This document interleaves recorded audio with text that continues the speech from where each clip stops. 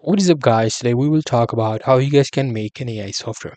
Now, suppose you're a developer and you want to try to use the AI into your softwares. Well, you can. If you want to use the AI into your, creating the in the process of creation of a software, you can actually go to the Chat GPT and then openai.com/chat GPT, and you can actually, ask the Chat GPT to write the code for you, help you making the software.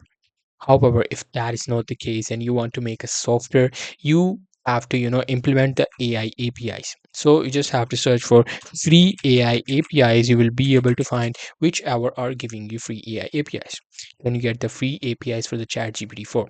So I'm just going to search for Chat GPT 4 API. Now, what is API? API is actually some sort of, like access. You will be able to get access of the Chat GPT whole system in your like search engine wherever you want to attach it. As you can see, you'll be able to get the API from these website, but you just have to, you might have to make a purchase for the advanced ones. Now you just have to link the API in the back end. If you're a coder, you will know what is an API and you will be able to use these APIs into your software. So that's pretty much it. That's how I'll be able to, make API or AI software. However, if you want to do it from the scratch, you have to do the machine learning and you have to train your model for like 4, 5, 6, or 8 years. Totally depends upon what type of software you are creating.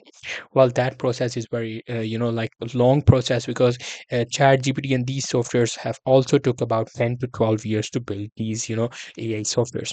However, I would suggest you just use the APIs and you'll be able to embed these Chat GPTs into your software without any problem. Hope you guys find this video helpful.